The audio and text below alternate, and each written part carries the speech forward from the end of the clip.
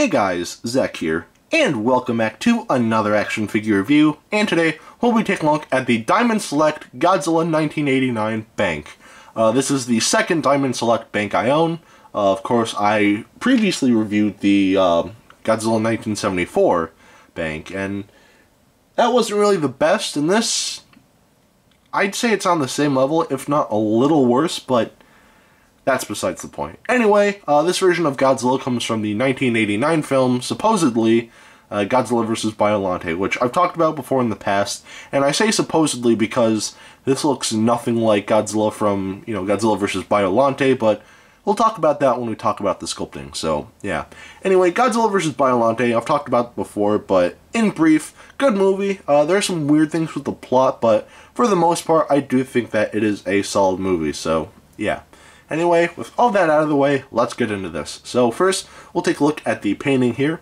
And the painting on this figure is somehow more sloppy than the original, or not original, but it's more sloppy than the 1974 bank that I reviewed last time, which is kind of saying something. Let's take a close look.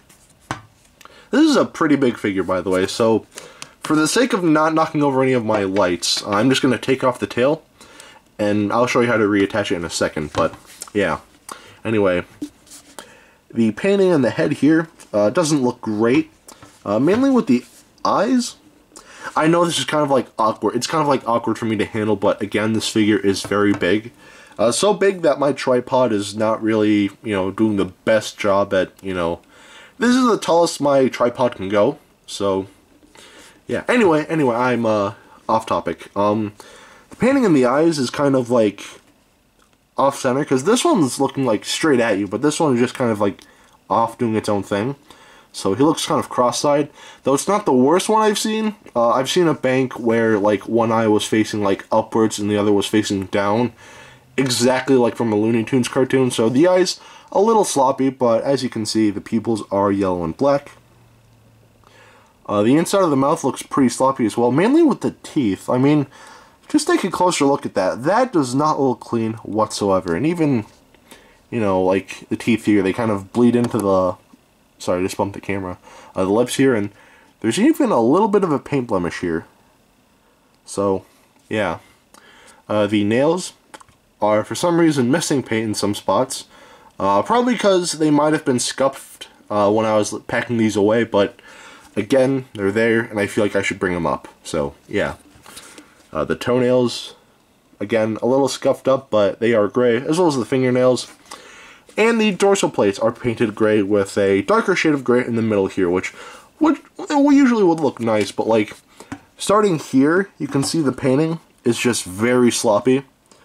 Especially like on the sides here, like, look at that. That looks, I'm sorry, that looks really bad. Like, mainly with like this one here, and even on this side. Like, it's not as bad, but it's still very bad. Like, look at that. Like, no, that is not good. So, yeah. The dorsal plates, for the most part, like, the bigger ones don't look bad at all, but the smaller ones here, like, effort would have been nice. And taking a look at the tail, again, we can see a little more sloppiness. Let me just adjust this. On this side, like, right there. That looks pretty bad.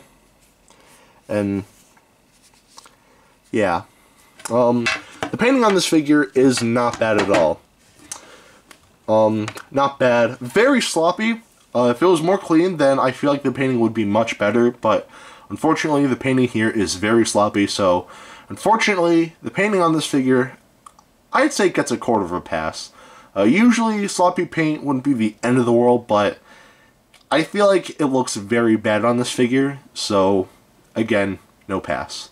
In fact, I'm actually just noticing this now that I forgot to bring up. There's even a bit of a paint blemish right here. So, yeah. Again, a quarter of a pass for the paint. Now I'll take a look at the articulation, and, no articulation, this is just supposed to be like a statue. But basically what you want to do is, see the arrows here, basically, this white line here, kind of want to line up with this white line here, and you just want to, very simple, just plug that in and just twist. And there you go. But, again, for the sake of this review, I'm just going to keep that off because, again, this figure is ridiculously big. Not the biggest thing I've reviewed, but still a very good size. So, yeah. Anyway, again, this is just supposed to be a bank, so articulation, no pass, but as I usually say, no pass is never always a bad thing. Sometimes, if it's like a statue like this, then it's totally fine, so, yeah. Anyway, now we'll take a look at the sculpt, and the sculpting on this figure is actually very good. If this wasn't Godzilla 1989. This looks nothing like how he did in Godzilla vs. Biollante. This is more so how he looks in movies such as Godzilla vs. Mothra, Godzilla vs. Space Godzilla, Godzilla vs. Mechagodzilla 2, and even Godzilla vs. Destroya, of course, without the burning effect, but yeah. If this wasn't titled as Godzilla 1989 and just, you know, easily just Heisei Godzilla, then honestly, I wouldn't be too bothered. I feel like it definitely passes as a Heisei Godzilla, but, you know, this is like the traditional Godzilla design. You know, very iconic, but it just does not look anything like Bio-Goji at all. So, yeah. So, in terms of being, like, just a regular Heisei Godzilla, I feel like it does a great job, but in terms of trying to be a, you know, Bio-Goji, it's not necessarily the best. Though there is a repaint of this where it is a variant of Burning Godzilla, so there's always that. So, yeah. Anyway, the sculpting on this figure is kind of weird. I like the sculpt, but it just does not look like Bio-Goji at all, so I'd say, honestly, I guess it just depends on how you look at it.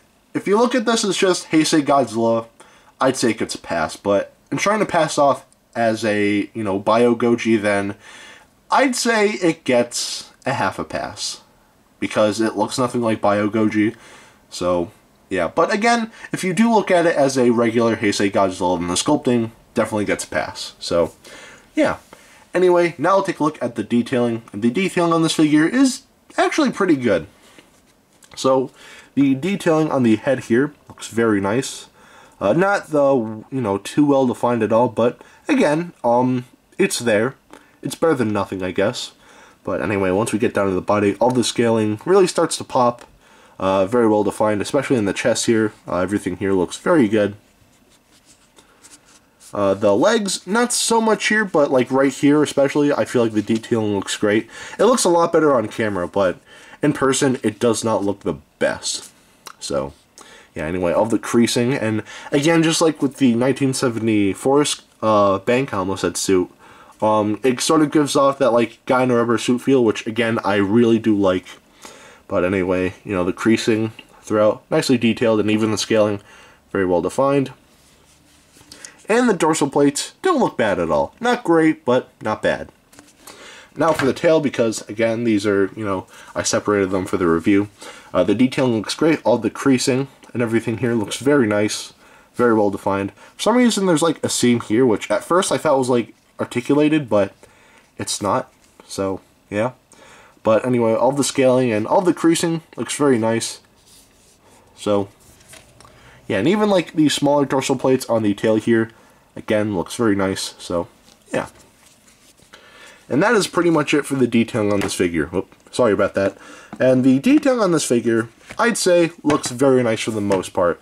There are some spots where it doesn't look perfect, but at the end of the day, the detailing, it still looks nice. So the detailing on this figure, I'd say gets a pass. So, at the end of the day, should you get this? Honestly, no. This isn't a bad figure by any means. The paint is definitely sloppy, you know, but that doesn't really take away. It's a nice size figure, you know.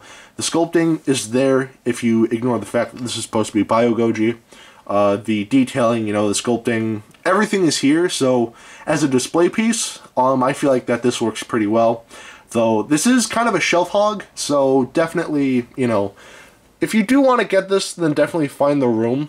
Don't, you know, just buy this because it looks cool. Trust me, I made that mistake before, and honestly, I still don't know where I'm going to put this guy, or to put this guy. So, yeah.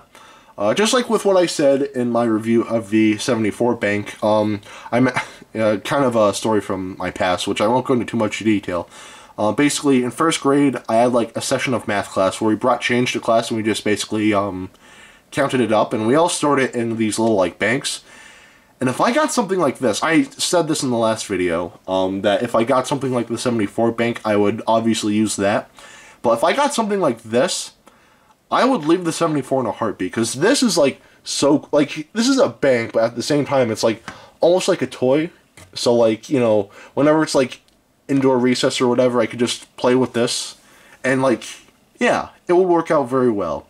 Again, this is a very big thing, so I feel like my teacher would have said no, but again, that definitely wouldn't have stopped me. So, yeah, but either way, yeah, Shelf Hog, yeah, as a collector's item, it's not bad. Not great, but not bad. If you do want this, I do believe that this originally retailed for about 40 bucks, which I feel like in terms of, like, you know, the size, I feel like that price tag is understandable, but the overall quality is just not there. So if you can get this for a good price and you do have room for it on your shelf, then honestly, I'd say go for it. Though if you don't, then I'd say skip out on it. So, yeah. Again, if I do recommend any Diamond Select figure, recently they did release a Godzilla 1991 statue where he's in the water and he's fighting, like, battleships, which looks incredible from what I've seen online, and it looks like the quality has gotten much better. So if you want any Godzilla product from Diamond Select, then probably get the newer things. So yeah, or the other monsters, because I've seen Mechagodzilla in person, which looked great, but again, I just didn't know where to put him. So yeah. Anyway, I've been rambling on for far too long. Here he is next to Dr. Billy Grant, and once again, this is a very good sized figure. So if you do plan on getting this, then definitely look for a place to put him first, because he's kind of a shelf hog. So, yeah. Anyway, that is it for today. Have a great rest of your week, and I will see you in the next video. Peace, Zack out.